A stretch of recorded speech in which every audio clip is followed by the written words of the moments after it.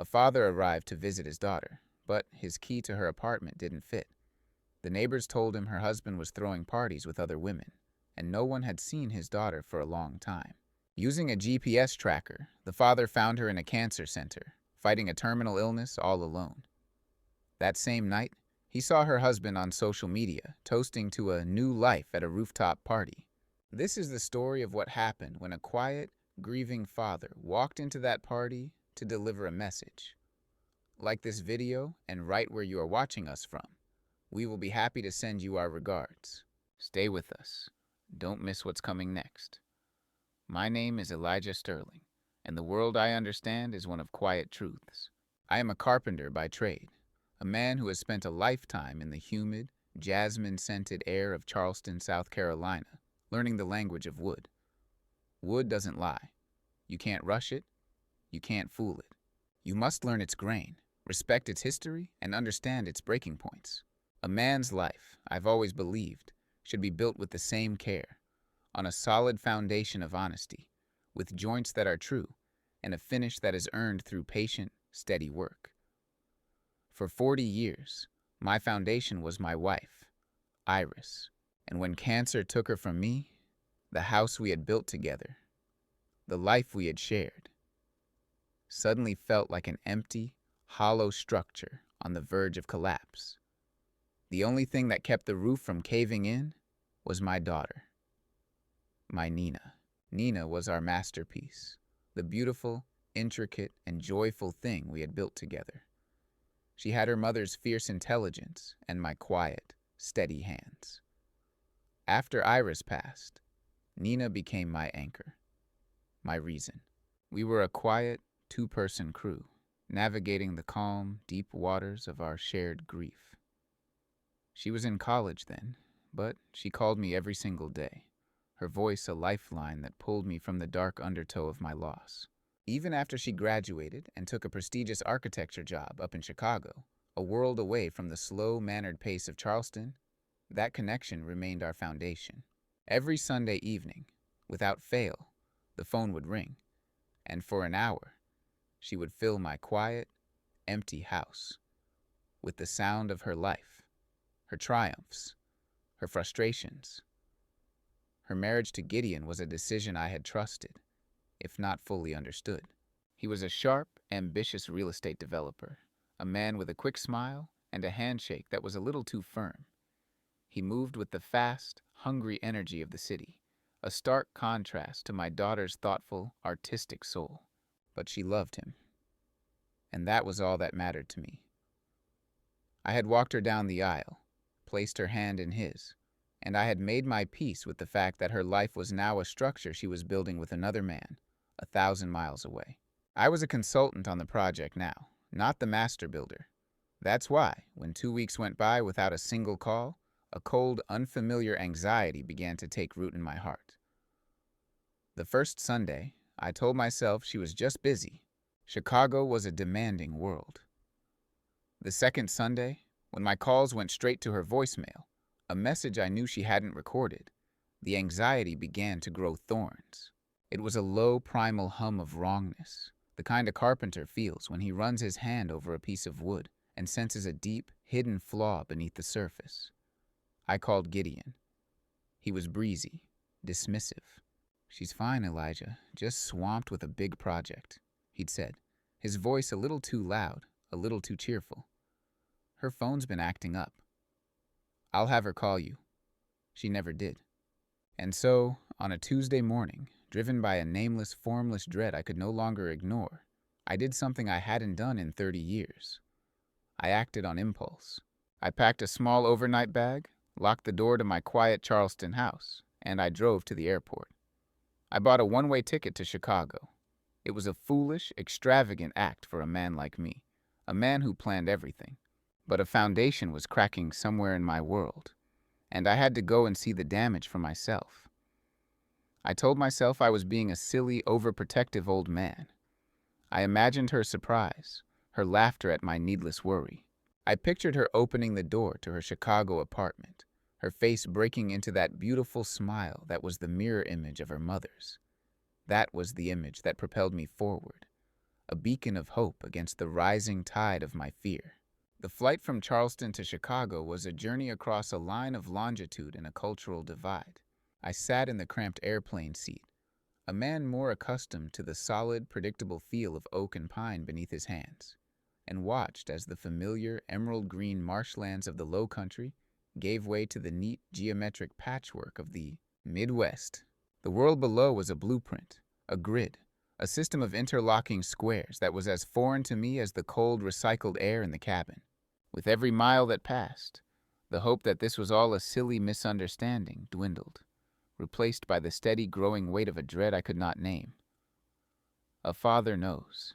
It is a knowledge that lives not in the mind, but in the gut. A primal, instinctual certainty that something is wrong with your child. And my gut was screaming. O'Hare Airport was a chaotic, roaring beast of a place, a river of humanity that flowed with a speed and an indifference that was profoundly unsettling. I, a man who lived his life at the slow, deliberate pace of a handplane shaving a piece of wood, was a stone in the middle of this rushing current. The taxi ride into the city was no better. The towering buildings of the Chicago skyline clawed at the sky, magnificent and monstrous all at once. They were marvels of engineering, I knew, but they felt cold, arrogant, and utterly devoid of a human soul. This was the world my daughter had chosen, a world of steel and glass and relentless forward motion. I prayed she had not lost herself in it. Her apartment building was in a neighborhood that was clean and expensive, and as impersonal as the airport. It was a sleek, modern high-rise, a tower of glass that reflected the cold, gray sky. As I stood before it, I thought of the house I had built for her mother, a house of warm wood and welcoming porches. This place, this vertical street of strangers, felt like its opposite, a place designed to keep people separate, not to bring them together. The doorman in the lobby, a stern-looking man in a crisp uniform, looked at my simple, travel-worn clothes and my old leather bag with a barely concealed disdain.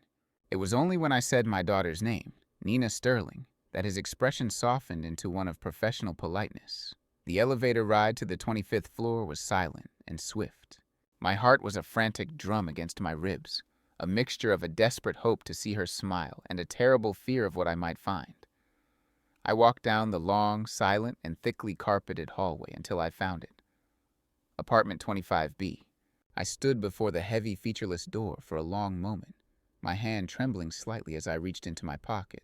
I pulled out the key she had given me years ago, a small brass key she had mailed to me in a little box with a note that read, "Just in case of emergencies, Dad. I love you." "Well, my sweet girl," I whispered to the silent door, "I think this qualifies as an emergency." I slid the key into the lock. It went in smoothly. I turned it, and it did not move. It stopped, a hard, metallic finality. I tried again, jiggling it, my own rising panic making my movements clumsy. Nothing. The lock had been changed. A wave of dizziness, of pure, unadulterated dread washed over me. The one key I had to my daughter's life, the one I was meant to use in an emergency, was useless. The door was locked, and I was on the outside. My first thought was a simple, rational one. She had lost her keys and had simply forgotten to send me the new one. But that thought was drowned out by the primal scream of my fatherly intuition. Something was wrong. I knocked, a polite, simple rap of my knuckles. "Nina?" I called out, my voice sounding small and weak in the silent hallway. "Honey, it's Dad." There was no answer. I knocked again, harder this time, a frantic, pounding rhythm. "Nina!" The silence from within the apartment was absolute, a dead, empty void that was more terrifying than any scream. "Can I help you?" a sharp, irritated voice said. The door to the apartment next to Nina's had opened a crack, and an old woman with a cloud of white hair and sharp, suspicious eyes was peering out at me, a small, yapping dog in her arms. "I'm sorry to disturb you, ma'am," I said, my voice thick with an emotion I was trying to control. "I'm looking for my daughter, Nina Sterling. I'm her father." The woman's expression of irritation softened into one of a cautious, pitying concern. She opened the door wider. "Oh, dear," she said, her voice dropping. "I haven't seen that sweet girl in weeks. 3, maybe 4 weeks now." "Weeks?" I asked, the word a lead weight in my stomach. "But her husband, Gideon, he's here?" The woman's face soured, her lips pursing into a look of profound disapproval. "Oh, he's here," she said, her voice a low, confidential whisper. "He's here. All right. Loud music, late nights, parties." She leaned closer, her voice dropping even further. "And other women, dear. Different ones. I see them, coming and going from the elevator at all hours. I don't mean to speak ill," she said, though it was clear that was exactly what she meant to do. "But that husband of hers, he's a real piece of work. And your Nina, she just vanished one day. I hope that poor girl is all right." She gave me a final pitying look, and then retreated back into her apartment, the click of her door locking a final damning sound.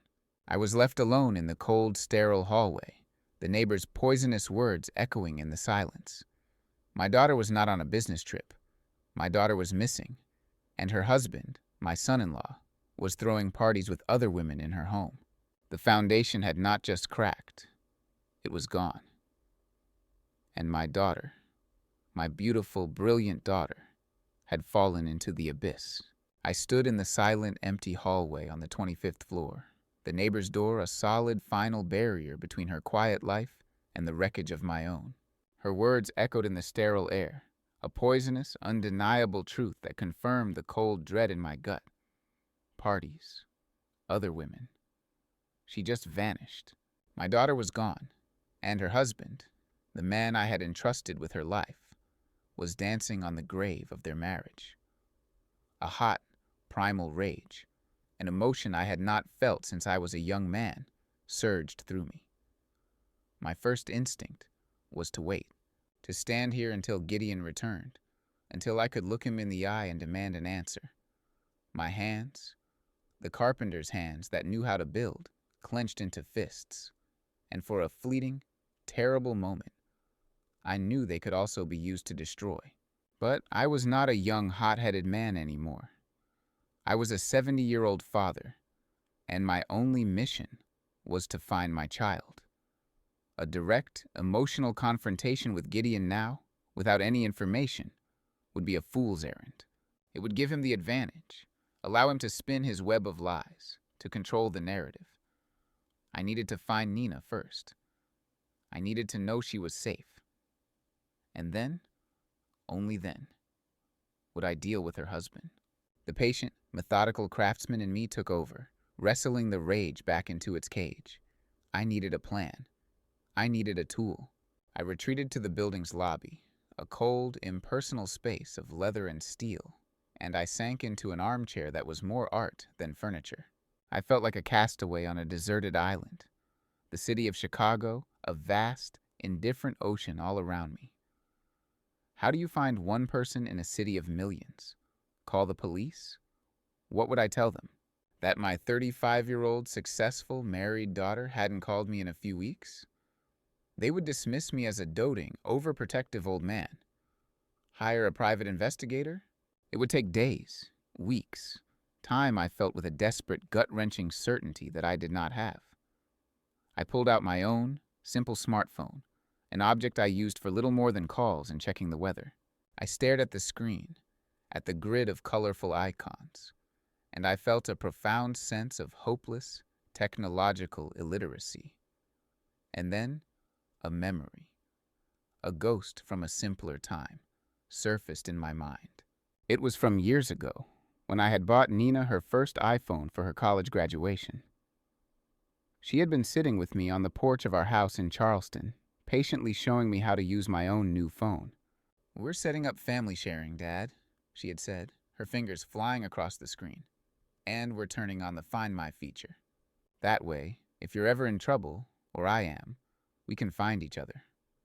I had laughed it off at the time, a silly modern gadget for a life of emergencies I couldn't imagine.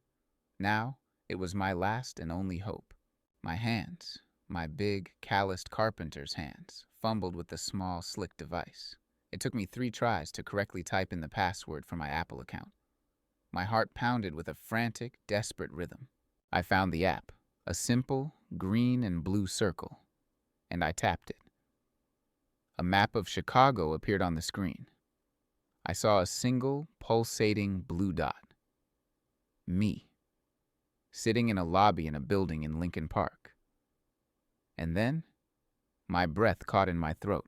A second dot appeared, a green dot, a few miles away, on the other side of the city, and next to it, a name that was the most beautiful word in the English language. Nina. A wave of pure, unadulterated relief washed over me, so powerful it almost made me weep. She was alive. She was here. She had her phone with her. She was safe. I zoomed in on the map, my fingers clumsy on the small screen, expecting to see her location as an office building, a museum, a friend's apartment. But as the map resolved, as the name of the location sharpened into focus, the relief was instantly vaporized, replaced by a new and even more terrible dread. The pin, the small green circle that represented my child, was dropped directly on top of a building with a name I knew, a name that was a chilling echo from the darkest chapter of my own life. The Robert H. Lurie Comprehensive Cancer Center of Northwestern University. The lobby of the apartment building seemed to tilt and spin. Cancer. It couldn't be. The universe was not that cruel. Not the same disease. Not the same monster that had stolen my wife, my Rose, piece by agonizing piece. My mind flashed back to other sterile hallways, to the scent of antiseptic, to the quiet, hopeless beeping of machines. I had promised myself, after Rose had died, that I would never set foot in a place like that again. And now, my daughter, my only child, was there. And she was there alone. The full, devastating, and monstrous truth of the situation crashed down on me. She had not told me. She had been fighting this, the greatest, most terrifying battle of her life, and she had been doing it in silence to protect me, her father, from the pain of having to walk through that same familiar hell a second time. And her husband, the man who should have been by her side, who should have been holding her hand, was changing the locks on their apartment and throwing parties with other women. The cold, quiet rage I had felt before was nothing compared to the inferno that now erupted in my soul. I stood up, a man on a new and even more urgent mission. I walked out of that lobby into the cold Chicago wind, and I hailed a cab. Northwestern Medical Campus, I said to the driver, my voice a low, gravelly thing I did not recognize. And drive like hell is chasing you. Because it was. The taxi ride through the canyons of downtown Chicago was a journey through a special kind of hell. The city, with its magnificent, unfeeling architecture and its ceaseless, roaring river of traffic, was a blur outside my window. My mind was a storm of its own, a chaotic whirlwind of fear, of grief, and of a new, cold, and unfamiliar rage that was beginning to take root in the pit of my stomach. Every detail of the last time I had been in a place like this, the last time I had raced to a hospital with the word cancer echoing in my head, came flooding back with a brutal, cinematic clarity. The scent of the sterile hallways, the quiet squeak of the nurse's shoes, the look in my wife Rose's eyes as she tried to be brave for me, it was a ghost story I was now being forced to live a second time. The Robert H. Lurie Comprehensive Cancer Center was a testament to modern medicine, a gleaming tower of glass and steel. To me, it looked like a tomb, a beautiful, expensive, and impersonal monument to human suffering. I walked through the automatic doors and into a lobby that was as quiet and as reverent as a cathedral. The air was cool and smelled of antiseptic and a faint floral perfume that did not quite manage to cover the underlying scent of fear. I, a man of wood and earth, A man who understood the simple, honest truths of a saw and a level, felt like an alien in this world of hushed whispers and complex, life-altering science. At the main information desk, a kind-faced woman with tired eyes looked up at me. "Can I help you, sir?" she asked. "My daughter," I said, my voice a hoarse, cracked thing I did not recognize. "Her name is Lena Pierce. I believe she is a patient here." The woman's professional smile tightened with a practiced, gentle firmness. "I'm sorry, sir," she said. "Due to patient privacy laws, I can't confirm or deny if someone is a patient without their prior consent." The bureaucratic wall, the cold, impersonal rule, was something my rising panic could not handle. "Please," I begged, my voice breaking, the carefully constructed dam of my composure beginning to crumble. "I'm her father. I've come all the way from Charleston. I haven't heard from her in weeks. Please, I just need to know if she's all right." I must have looked like a man on the edge of a complete collapse, my eyes wild with a grief and a terror that was undeniable. The woman's professional mask softened into one of genuine human empathy. Let me make a call," she said softly. She spoke in low tones into the phone, and a few minutes later, a man in a white doctor's coat approached me. He was young, with a kind, serious face. "Mr. Pierce," he said, his voice gentle. "I'm Dr. Allister, Lena's oncologist. Could you please come with me?" He led me to a small private consultation room, a quiet, windowless box with 2 chairs and a box of tissues on the table. He confirmed my worst fears. Yes, Lena was a patient. Yes, she'd been there for 3 weeks. And yes, it was stage 4 pancreatic cancer, the same insidious, relentless monster that had stolen my rose from me. The doctor explained the prognosis, the aggressive nature of the disease, the grueling chemotherapy regimen, and then he confirmed the final heartbreaking piece of the puzzle. "I want to be clear, Mr. Pierce," he said, his voice full of a deep compassion.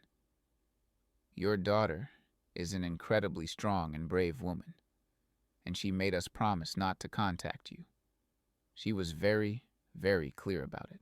She said," he consulted his notes, "My father has already been through this hell once. He is not going through it again. I will not put him through that." The doctor's words were a confirmation of a truth my heart had already somehow known. But to hear them spoken aloud, to have the monster given its old familiar name, pancreatic cancer, was a separate and distinct agony. I followed Dr. Allister out of the small, quiet room and down a long, sterile corridor that was a hallway in my own personal hell. Every detail was a ghost, a memory from 20 years ago. The quiet, respectful squeak of the nurse's rubber-soled shoes on the polished linoleum. The faint, medicinal scent of antiseptic and sickness. The low, mournful beeping of machines from behind closed doors. The faces of the other families in the waiting areas, their eyes full of that same unique and terrible mixture of hope and dread that I had once worn myself. It was all the same. The only thing that was different was the name on the door he finally stopped in front of. L. Pierce. "She's sleeping now," the doctor whispered, his hand on the door. "The last round of chemo was particularly hard on her. She might not be as you remember her." He gave me a final, compassionate look. "I'll leave you with her." He pushed the door open and then walked away, leaving me alone on the threshold of my own recurring nightmare. I stepped into the room, and my heart, which I had thought could not break any further, shattered into a million irreparable pieces. The room was dim, the only light coming from the glowing screens of the medical monitors and the pale gray city light filtering through the large window. There was the fourth pole, a metal tree with its strange clinical fruit of hanging bags of fluid. There were the machines, beeping and humming their quiet, ominous lullaby. And there, in the center of it all, in the stark white hospital bed, was my daughter, my Lena, my beautiful, vibrant, brilliant girl. But the woman in the bed was a stranger, a pale, fragile echo of the daughter I knew. Her beautiful dark skin was sallow, her face gaunt, the elegant high cheekbones now sharp and pronounced. The thick, lustrous hair she had always been so proud of was gone, her head covered in a soft, simple scarf.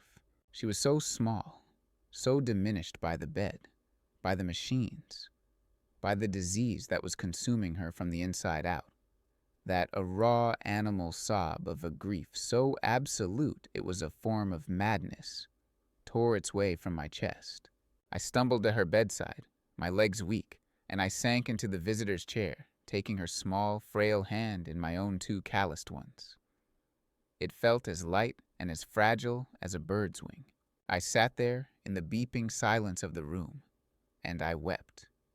The tears of a heartbroken old man, for my wife, for my daughter, for the sheer brutal cruelty of a universe that would make me walk this same dark road twice.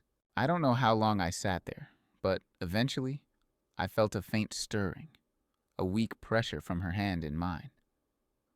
I looked up. Her eyes were open, fluttering at first, then focusing on my face. For a moment, she looked at me with a hazy confusion, and then, as she recognized me, her expression was a complex, heartbreaking storm of emotions. Shock that I was here, a deep, profound guilt for being discovered, and then a wave of such pure, bone-deep relief that it broke the last of my composure. "Daddy," she whispered, her voice a dry, rasping sound, a ghost of its former strength. How did you—" "I knew," I said, my own voice thick with unshed tears. "A father knows when his little girl is in trouble." "You weren't supposed to," she whispered, tears now streaming down her own pale cheeks. "Oh, Daddy, I'm so sorry. I didn't want to put you through this again. I watched what it did to you with Mom. I couldn't be the cause of that pain for you a second time. I had to. I had to fight this on my own." Her reason, her beautiful, selfless, and foolish reason for her silence, was a fresh stab of pain in my already wounded heart. I squeezed her hand. "Your pain is my pain, honey," I said, my voice low and fierce. "Always. We're a team, you and me. We were supposed to face this together. The hardest part of the last month wasn't knowing you were sick. It was not knowing. It was the silence. We sat in that quiet understanding for a long time, a father and a daughter, reunited in the heart of the storm. Finally, the other question, the dark, ugly question that had been simmering beneath my grief, rose to the surface. "Where is Elena?" I asked, my voice now taking on a new, harder edge. "Where is your husband? Where is Trevor?" I saw her flinch, a shadow of a new, different kind of pain crossing her face. She looked away, her gaze fixed on the gray, unforgiving skyline outside her window. "He's busy," she whispered, the lie thin and unconvincing. "Don't," I said, my voice gentle but firm. "Don't you dare protect him. Not now. Tell me the truth." And the final, ugly, and most unforgivable truth of all came out. She told me that when she had first received the diagnosis, when she had told Trevor that she had cancer, his reaction had not been one of love, of support, of a husband's fierce devotion. It had been one of cold, terrified, and repulsed distance. He had stopped touching her. He had started working late, every single night. He had stopped coming to her chemotherapy appointments, his excuses becoming flimsier and more insulting with each passing week. He had, in a quiet, cowardly, and systematic way, completely and utterly abandoned her in her moment of greatest need. The parties, the other women the neighbor had spoken of, it was all true. He was not just an absent husband. He was a monster. I listened to her story, and I held her small, frail hand in mine, and my heart, which had been a vessel of pure, profound grief, was now filled with a second, equally powerful emotion. It was a cold, clean, and murderous hatred for the man who had done this to my child. I sat by my daughter's bedside for hours, my hand holding hers, my presence a silent, steadfast anchor in the turbulent waters of her pain. After the last of her heartbreaking story was told, a profound, exhausted peace had settled over her. The peace of a soldier who has finally, after a long and lonely battle, been joined by an ally. She drifted into a restless chemo-induced sleep, her breathing shallow but even. I watched the steady, rhythmic rise and fall of her chest, each breath a small, precious victory against the disease that was trying to steal her from me. In the dim, quiet room, surrounded by the hushed electronic symphony of the medical monitors, my grief and my love for her were the only two real things in the world. The hatred I felt for her husband, for Trevor, was a separate entity, a cold, black stone that had settled in the pit of my stomach.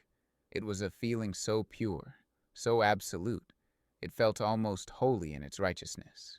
To abandon another human being in their hour of greatest need is a profound sin. To abandon your own wife, to abandon my child, my Lena, was an act of a cruelty so monstrous I had no frame of reference for it. It was an evil that was beyond my comprehension. I sat in the uncomfortable visitor's chair, the city lights of Chicago beginning to glitter outside the large window, and I pulled out my phone. My thumb hovered over the screen, my mind a blank. What does a father do? What is the correct, civilized response to an act of such profound, inhuman cruelty? Do I call a lawyer? Do I send a threatening text message? Every option felt small, inadequate, a pathetic, legalistic response to a crime that was not of the law, but of the soul. Out of a quiet, morbid curiosity, a desire to see the face of the monster who had so completely and utterly destroyed my daughter's peace, I opened the social media app she had installed on my phone years ago. I typed his name into the search bar, Trevor.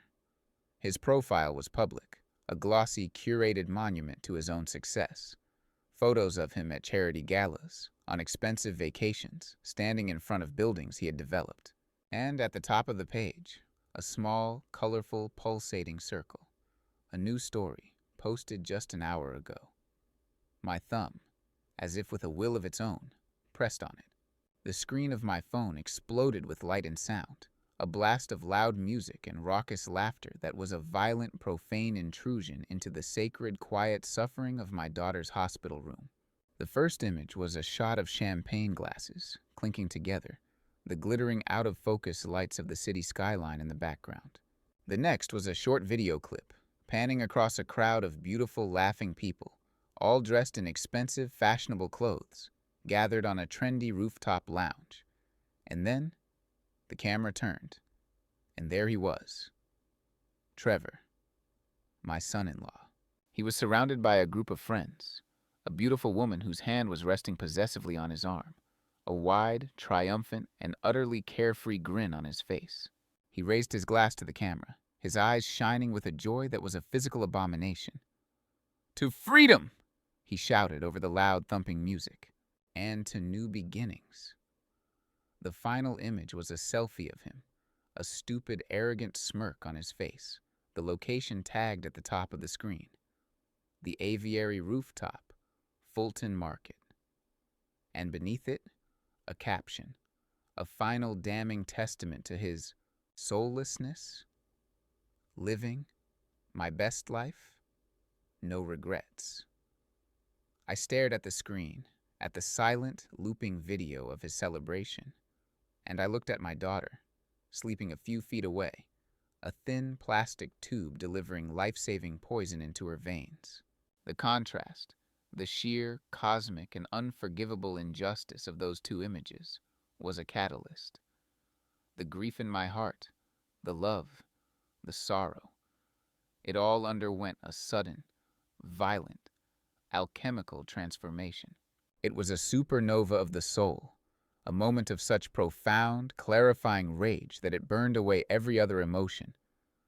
The grieving father, the gentle carpenter from Savannah, The quiet, heartbroken old man was incinerated in that fire, and what rose from his ashes was something new, something cold and hard and ancient.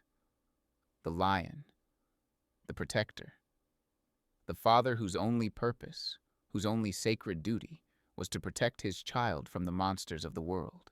And I now knew the monster's name, and I knew exactly where to find him. I stood up. My movements were slow, deliberate, and utterly silent. I leaned over and gently kissed my daughter's forehead, her skin cool to the touch. "I'll be back, my sweet girl," I whispered.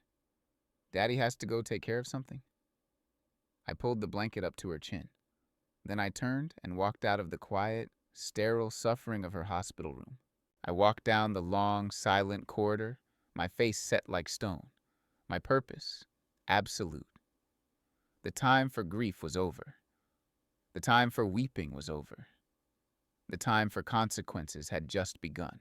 The taxi ride from the hushed, sterile world of the cancer center to the vibrant, beating heart of the Fulton Market District was a journey across enemy lines.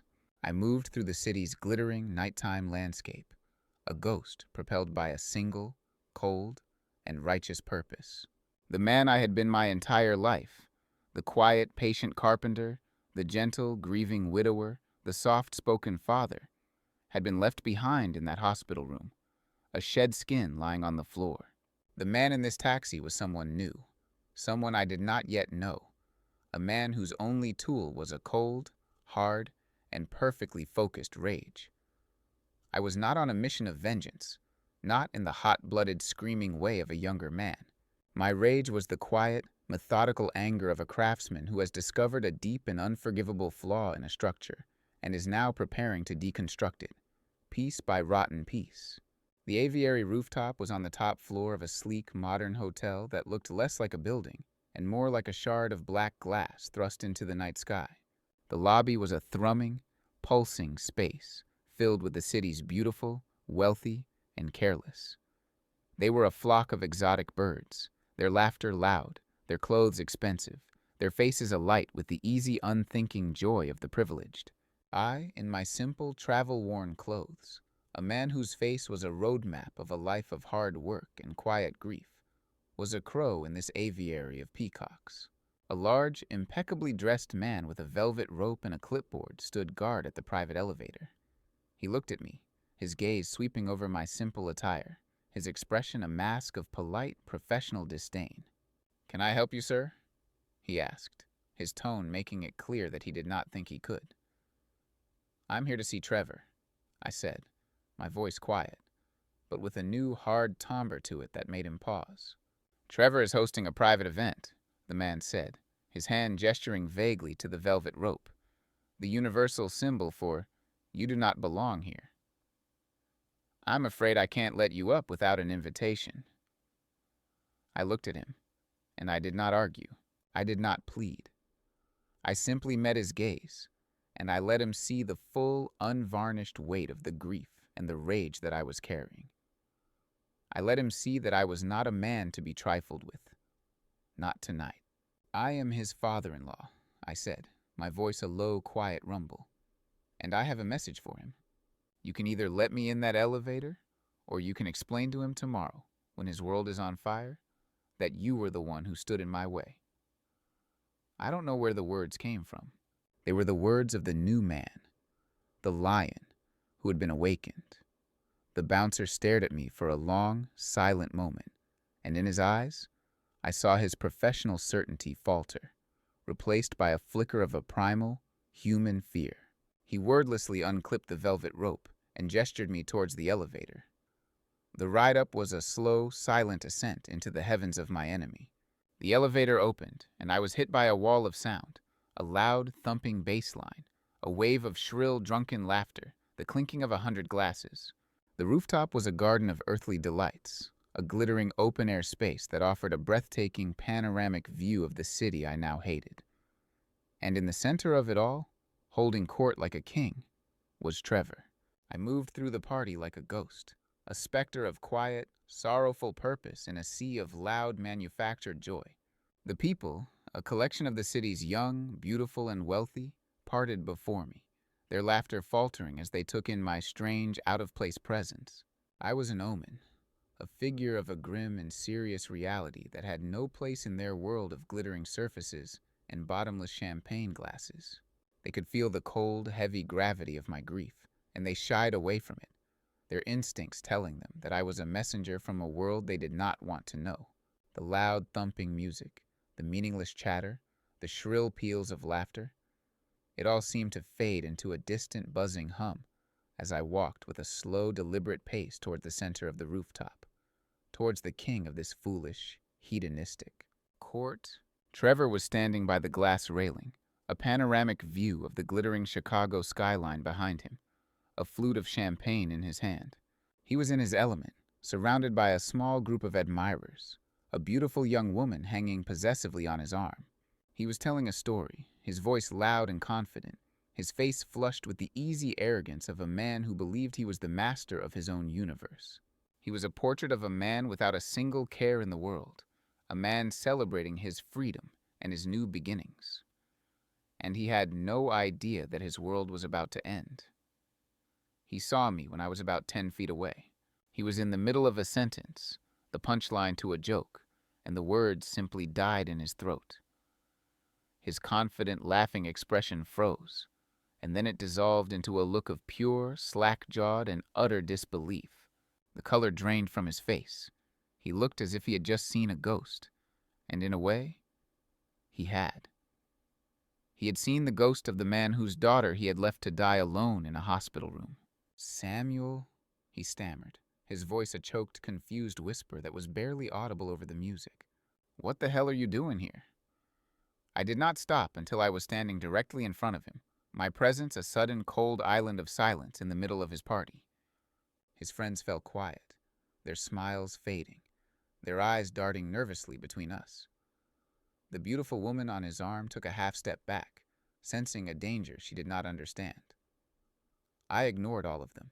My world had narrowed to this single, cowardly man, to the smug, self-satisfied face of the monster who was celebrating his new life on the ashes of my daughters.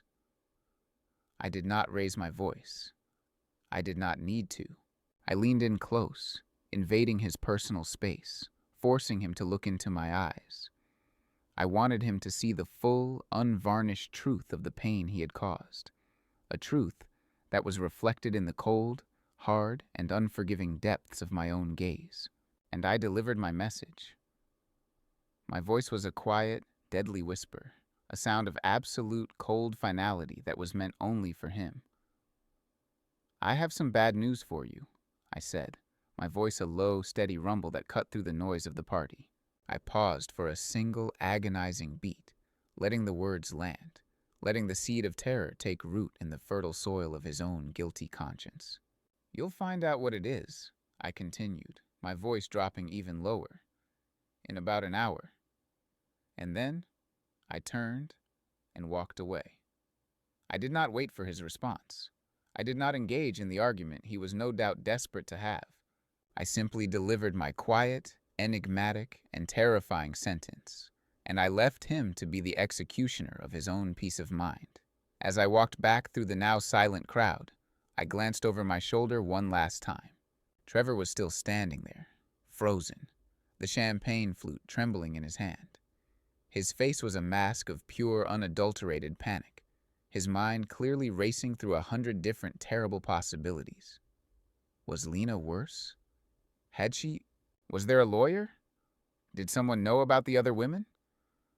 My quiet, simple words were a poison, and I could see it already spreading through his veins, his own imagination now his most vicious and effective torturer. His friends were asking him what was wrong, but he could not answer.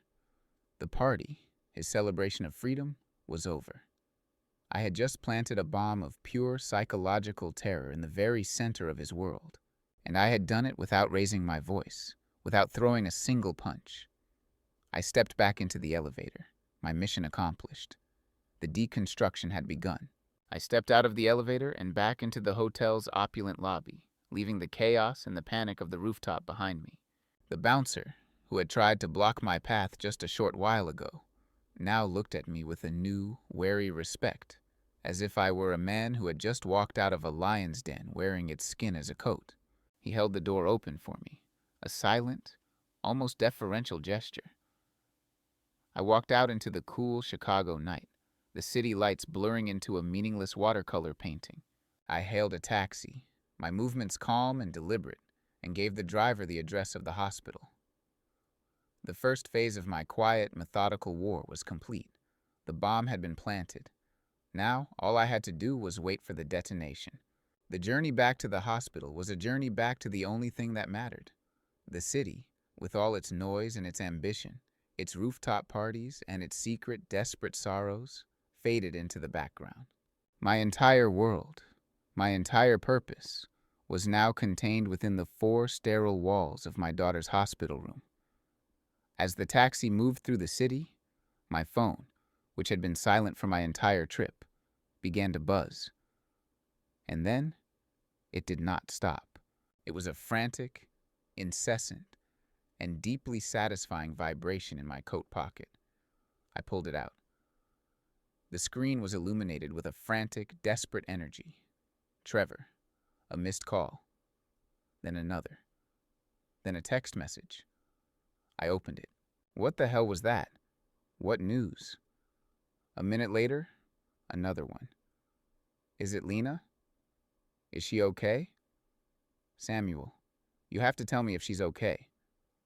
I watched the messages appear on the screen, my face a calm, unreadable mask.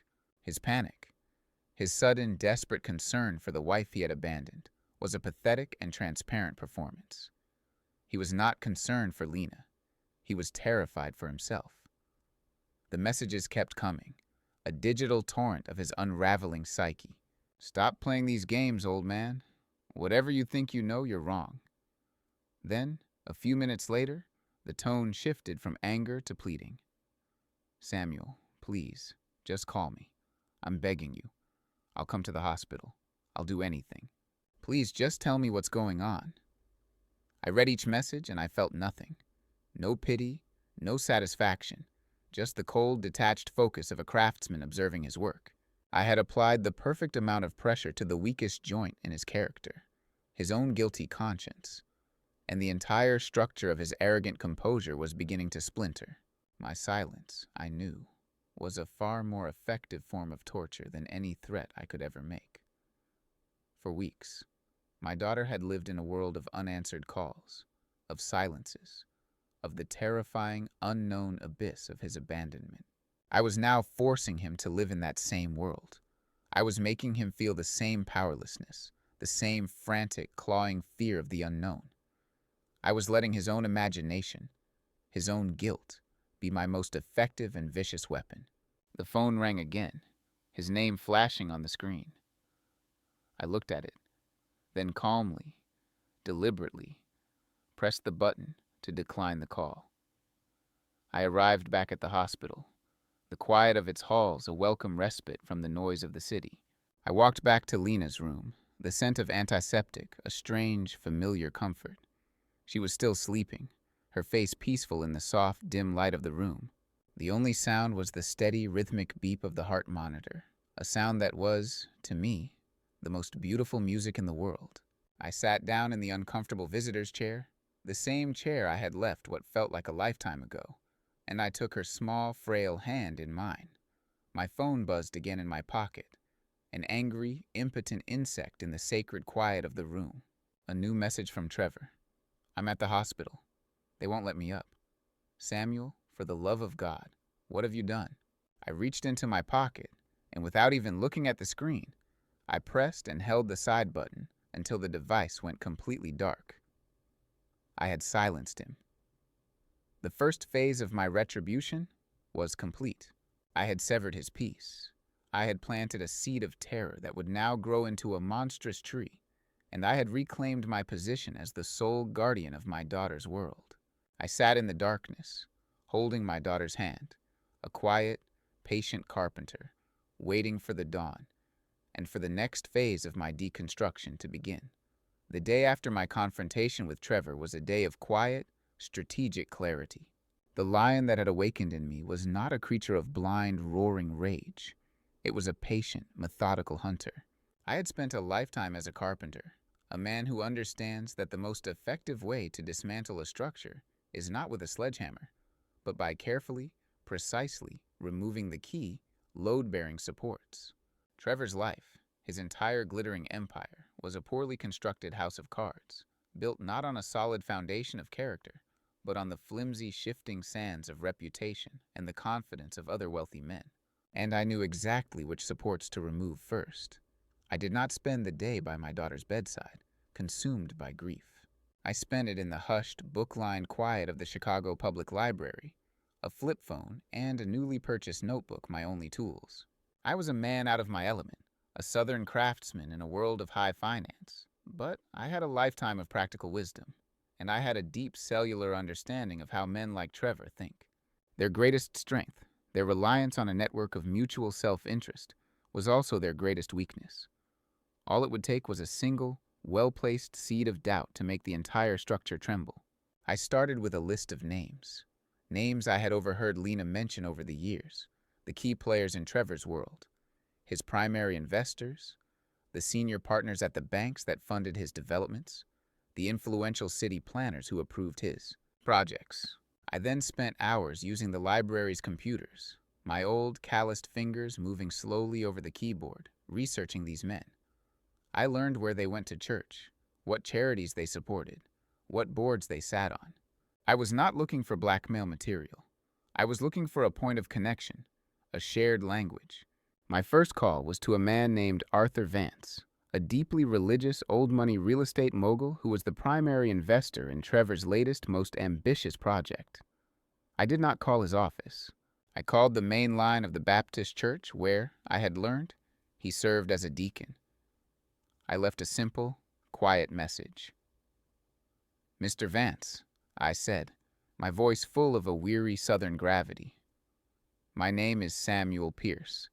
I am the father-in-law of Trevor. There is a grave family matter I feel it is my Christian duty to discuss with you. It concerns my daughter, Lena. I will be at the church's morning prayer service tomorrow, if you would be so kind as to grant me a few moments of your time." The next morning, I was there, sitting in the back pew of a magnificent historic church, a quiet, grieving old man in a borrowed suit. Arthur Vance, a formidable silver-haired man who radiated an aura of stern, moral authority, found me after the service. He listened, his face a mask of grim concern, as I told him a carefully edited, and therefore all the more powerful, version of the truth. I spoke of my daughter's sudden, devastating illness, and then, my voice full of a father's profound, heartbroken concern, I spoke of Trevor. I spoke of his erratic behavior in the face of this family tragedy, of his questionable financial decisions, of his struggle to cope with the immense pressure. I never once accused him of a single crime. I simply painted the picture of a man who was becoming unstable, a man who was no longer a reliable steward of other people's money. Coming from the mouth of a quiet, dignified old man who was supposedly his own family, my words were a devastating poison. I had planted the seed of doubt, and I knew a man like Arthur Vance would do the rest. My quiet conversation with Arthur Vance was like dropping a single, perfectly placed stone into the still dark pond of Trevor's professional life. The ripples spread with a silent, invisible, and devastating speed. Vance was a man whose reputation was built on two things: his unshakable Christian morality and his shrewd, almost predatory business sense. The idea that he might be in business with a man who was not only financially unstable but also morally bankrupt was an intolerable risk to him. He did what powerful men do. He began to protect his assets. The fallout was not immediate and explosive. It was a quiet, systemic strangulation.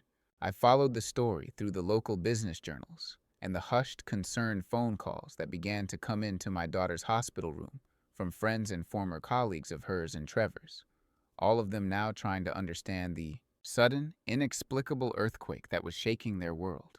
A massive 9-figure line of credit for Trevor's flagship downtown development project was suddenly, and without public explanation, put on hold indefinite review by the bank.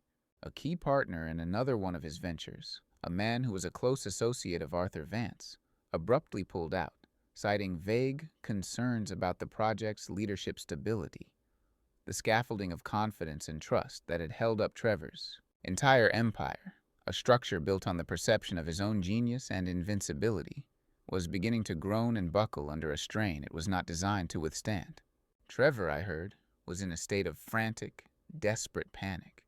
He was a man fighting a ghost. He was getting calls from nervous investors, from angry partners, all of them asking the same coded questions about his personal situation. He knew, with a gut-wrenching certainty, that I was behind it all. But he had no proof. My name was never mentioned. My attack was a masterpiece of plausible deniability, a campaign of whispers and concerned inquiries. How could he fight that? How could he stand up in a boardroom and say, "Please don't pull your money. My quiet, elderly father-in-law from Savannah is systematically dismantling my life because I abandoned his dying daughter"? He was trapped. His power, which had always been his greatest weapon, was useless against an enemy who fought not with threats, but with the quiet, devastating power of the truth. The climax of my quiet, patient war was to take place on the grandest stage his world had to offer, the annual Illinois Real Estate and Development Awards Gala, a black-tie affair where the city's most powerful builders and financiers gathered to congratulate each other on their success. This year, Trevor was the guest of honor. He was slated to receive the Developer of the Year award for the very project that was now crumbling into dust. I knew he would have to attend. To not show up would be a public admission of defeat. He would have to stand on that stage, in front of his entire world, and perform the role of the triumphant, successful man, even as he was being consumed by a private, terrifying hell. And I would be there to watch. But I would not attend as the humble, grieving carpenter from the South. The man they had dismissed, the man they thought they knew, was about to make one final, public appearance. I took a portion of my own quiet, lifelong savings, the money I had earned with the honest work of my own two hands, and I went to a tailor. Not a modern, flashy designer, but an old-world craftsman on a quiet side street, a man who, like me, understood the value of a true and honest line. For 3 days, he worked, and he created for me a perfectly tailored, classically elegant, and profoundly understated tuxedo. It was not a costume. It was an armor of dignity. When I arrived at the grand ballroom of the hotel where the gala was being held, I was a transformed man. I walked into the room, and the crowded, noisy space, filled with the city's most powerful and influential people, seemed to quiet for a moment. They saw not an out-of-place old man, but a figure of immense substance, of a quiet, sorrowful, and unshakable dignity. I took a glass of water from a passing waiter, and I stood at the back of the room, a silent, patient observer, and I waited. Finally, the moment came.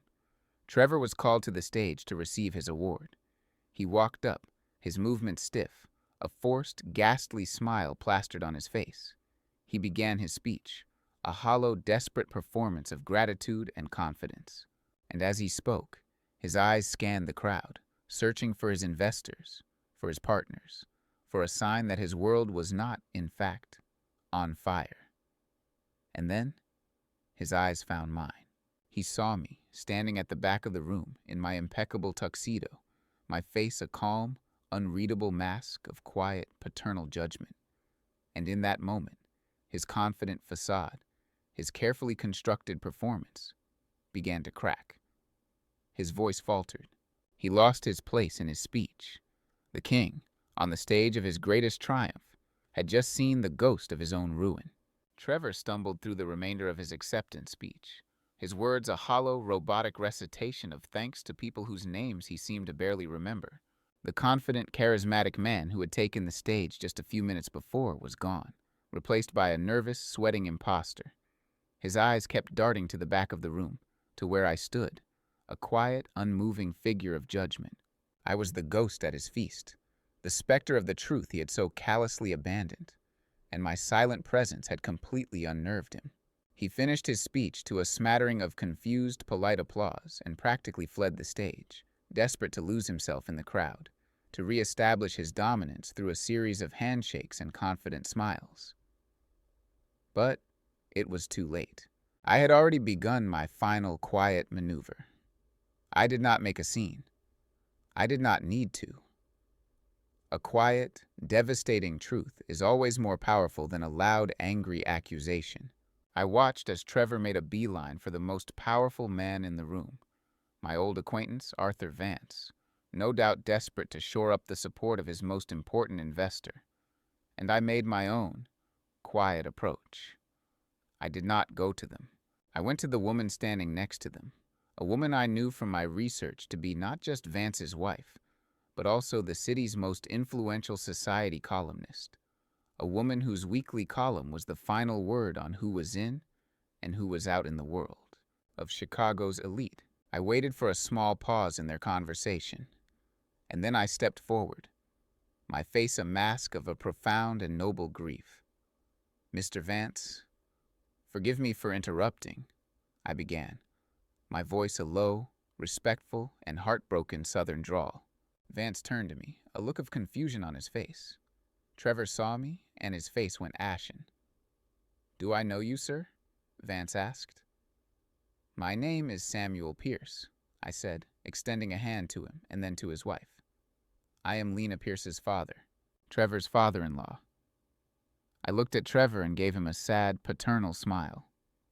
"I am so incredibly proud of my son-in-law's success tonight," I said, my voice thick with a carefully crafted emotion.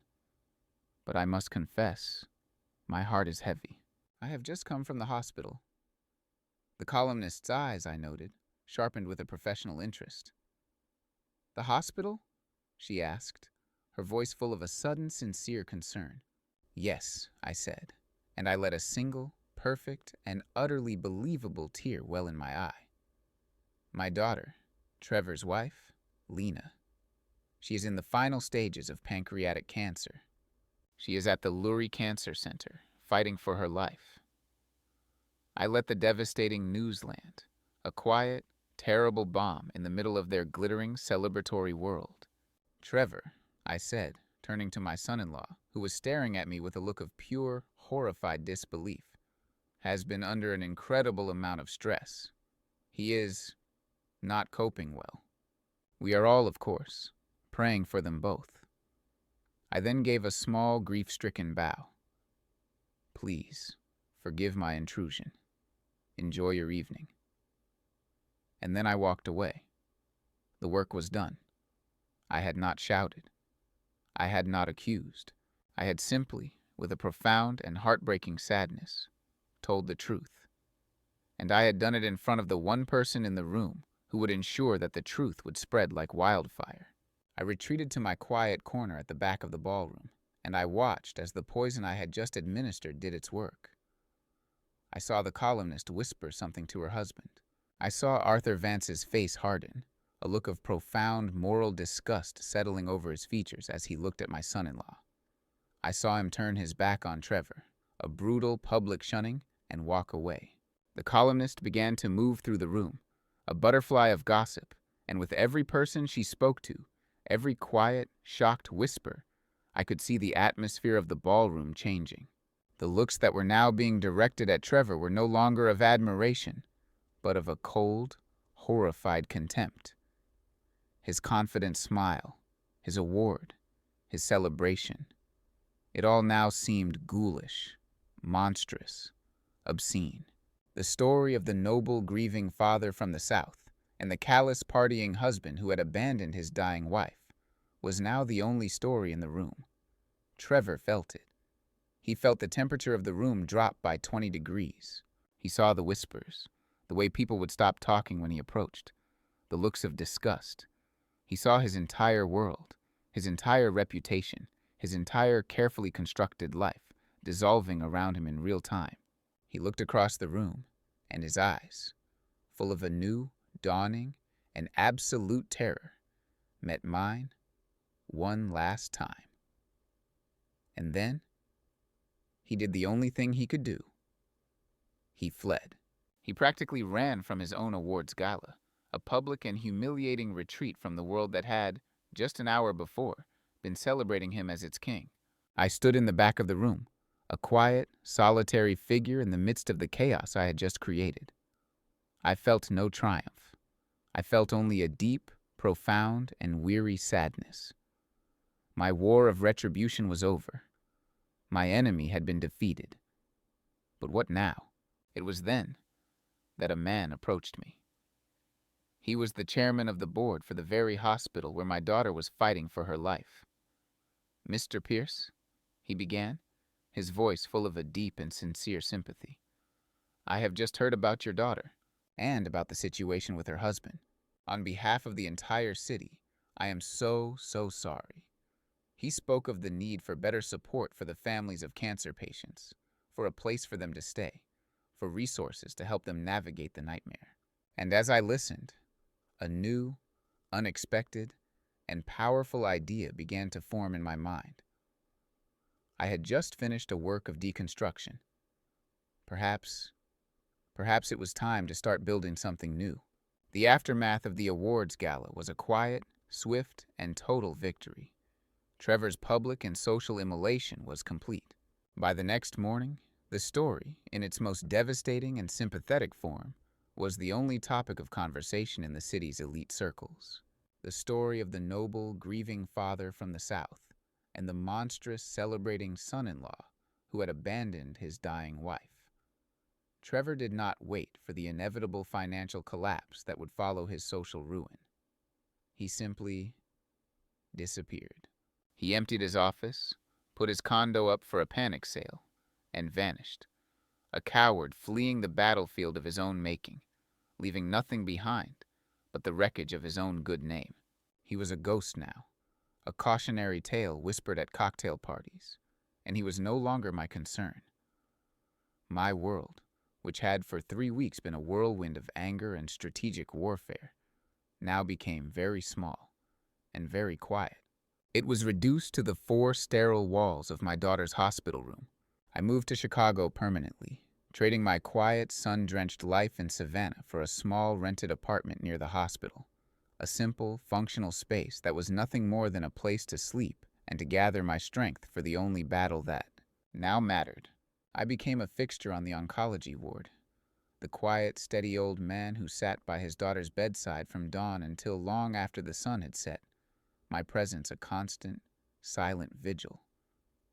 My mission, which had been one of retribution, was now transformed. The conversation I'd had with the hospital chairman at the gala had planted a new seed in my mind. I had a purpose beyond just protecting my daughter. I could build a legacy in her honor. In the quiet hours at her bedside, while she slept, I began the work. I took the considerable resources I had, my quiet, lifelong savings, and I channeled them into the creation of a new foundation. It would be named after her mother, the Rose Pierce Foundation, and its mission would be to provide the very things I had seen were so desperately needed on this ward: financial and logistical support for the families of cancer patients, a place for them to stay, a fund to cover their travel and their bills, a network of support to help them navigate the terrifying, lonely labyrinth of this disease. I worked with the quiet, methodical focus of a carpenter, building a new structure, not of wood, but of hope. But the most profound and miraculous construction project was the one happening in the hospital bed beside me. Freed from the toxic stress of her marriage, from the secret she had been carrying, and now enveloped in the absolute, unconditional, and unwavering force of her father's love, Lena began to fight back. It was as if a great, heavy weight had been lifted from her soul, freeing up her body's energy to focus on the one, true enemy. Her doctors were baffled. Her blood counts, which had been in a terrifying, steady decline, began to stabilize. The tumors, which had been growing with an aggressive, relentless speed, began to shrink. She was still weak, still in a fight for her very life, but for the first time, she was fighting with a fierce, joyful, and powerful will to live. Her father was by her side, and for the first time in a very long time, she was not alone. The months that followed were a testament to the quiet, stubborn, and miraculous power of the human will. My daughter, who had been on the very precipice of death, began, with a strength that baffled her doctors and filled me with a profound, reverent awe, to live. My presence at her side was a constant, a given. I was her rock, her advocate, her tireless caregiver, and the fierce, loving guardian of her peace. The Rose Pierce Foundation, the legacy I was building in her mother's name, was now a real and growing entity, its work of supporting other families a quiet, powerful echo of my own daily mission at my daughter's bedside. But my true work, my only work, was Lena. And buoyed by a love that was absolute and a peace that was, for the first time in years, complete, she began to heal. The day her oncologist, Dr. Alistair, came into her room with a look of stunned, almost disbelieving joy on his face, is a day that is forever etched in my memory. He was holding a series of scans, and he clipped them to the lightbox on the wall, illuminating a series of black and white images of my daughter's body. "I don't know how to explain this, Samuel," he said, his voice full of a clinical wonder. "Medically, it's a 1 in a million outcome. The tumors, they're not gone, but they are dormant. They have shrunk by almost 90%. Your daughter," he said, turning to look at Lena, who was sitting up in bed, her face thin but her eyes bright and clear, "is in remission." The word was a miracle, a quiet, simple, and world-altering word that hung in the sterile air of the hospital room. Remission. It was not a cure, not a final victory, but it was a reprieve. It was a second chance.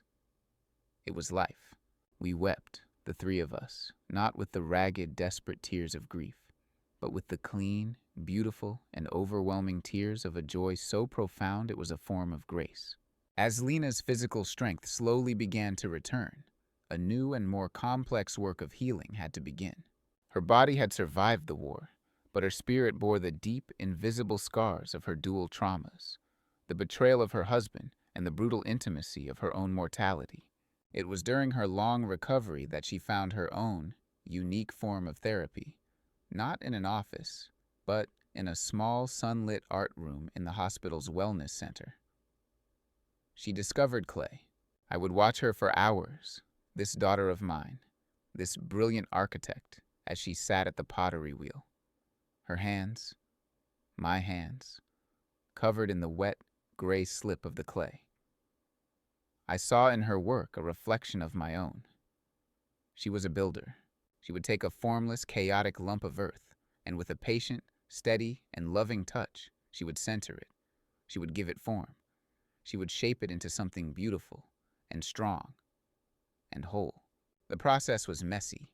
It required an immense focused patience, and a single, small miscalculation could cause the entire structure to collapse. It was a perfect metaphor for her own life. She was taking the broken, formless clay of her own shattered past, and she was, with her own two hands, creating something new, something beautiful, something that could hold water, that could hold life. It was there, in that quiet, sunlit room of healing, that she met David. He was an art therapist, the gentle, quiet man who ran the hospital's program. He was the complete and total opposite of Trevor. His strength was not in a loud, arrogant confidence, but in a deep, quiet, and profound empathy. He had a gift for listening, for seeing the unspoken pain in the people around him.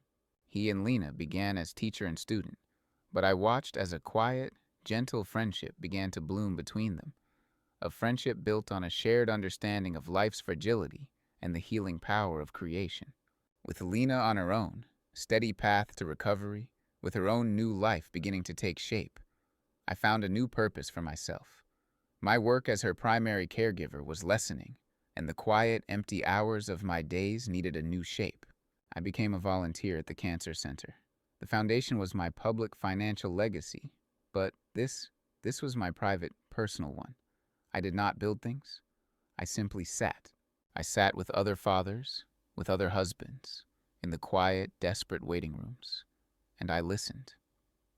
I told them my own story, The story of losing my Rose. The story of almost losing my Lena.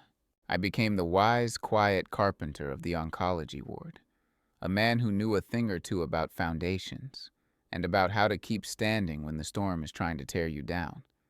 The work was hard, it was painful, and it was the most meaningful work of my life. I had found my own, new sanctuary, not in a house by the sea, but in the quiet, sacred, and profoundly human act of sharing another's burden. 2 more years passed, each one a quiet, steady brushstroke on the new, beautiful canvas of our lives. The Rose-Pierce Foundation, the legacy I had built from the ashes of my grief, was now a thriving, powerful force for good in the city, a testament to the enduring power of my wife's spirit. But the foundation was just a structure. The true, living, breathing masterpiece was my daughter. The opening of her pottery studio, a beautiful, light-filled space in a quiet, artistic neighborhood, was the final triumphant celebration of her return to life. The studio was not just a business, it was a gallery of her own resilience. The shelves were lined with her creations, beautiful, strong, and perfectly imperfect bowls, vases, and sculptures, each one a testament to the life she had reclaimed from the formless clay of her own suffering. The room was filled with a crowd of people who loved her friends, her doctors and nurses from the hospital, the families who had been helped by our foundation, and, of course, me. I stood in a quiet corner, watching her. She moved through the crowd with an easy, radiant grace, her laughter a beautiful, clear sound. She was no longer the pale, fragile ghost from the hospital bed. She was vibrant. She was strong. She was whole. The cancer had left its scars, both visible and invisible, but it had not defeated her. It had, in a strange and terrible way, revealed the true, unshakable core of her strength. Standing beside her, his hand resting gently on the small of her back, was David, the quiet, kind art therapist who had become the love of her new life. Theirs was a love built not on drama or passion, but on a deep, shared understanding of life's fragility, and it was a bond I knew was as strong and as true as the oldest oak. My own life had found a new, comfortable rhythm. I had divided my time between my quiet, solitary work as a craftsman in Charleston and my new, purposeful work as a volunteer and chairman of the foundation in Chicago. I had found a way to be both the man I had always been and the new, wiser man my own journey had forced me to become. As I watched my daughter, my heart full of a quiet, profound pride, I thought of Trevor. I had not heard his name in years. He had vanished completely, a ghost in his own right, a man who had chosen a life of shallow freedom over the deep, challenging, and beautiful work of love. I felt no hatred for him anymore. The fire of my rage had long since burned itself out, leaving behind not the cold ash of bitterness, but the fertile ground of a deep, quiet pity. He had been given a treasure, a priceless, beautiful gift in my daughter, and he had been a man too small, too cowardly, to comprehend its value. His loss was not my victory. It was simply his own, self-inflicted and tragic wound. The confrontation on that rooftop, which had felt like an act of war, I now understood was simply an act of justice. It was a necessary, painful, and ultimately cleansing act of clearing away the rotten, compromised structure of a life built on lies, to make way for something new, something true, to be built in its place. Later that evening, after the last of the guests had gone, I stood with Lena and David in the quiet, clay-scented peace of her new studio. Lena came over to me and handed me a small, perfectly formed bowl. Its glaze was a deep, beautiful blue, the color of a twilight sky over the ocean. "For you, Daddy," she said, her voice full of a love that was my life's greatest reward. I held the bowl in my carpenter's hands. It was light, but it felt solid, strong, a thing of beauty that had been shaped by a fire. It was a perfect metaphor for my daughter herself. I looked at her, at my beautiful, resilient child, and at the good, kind man who stood beside her, and I knew that my work was done. I had not been able to save my wife, but I had, through some miracle of a father's love, been given a second chance to save my daughter. And in saving her, I had, in the end, also saved myself. We were a small family, forged in the fires of grief and betrayal, but we had endured, and we had rebuilt, and that, I knew, was a foundation that would last forever.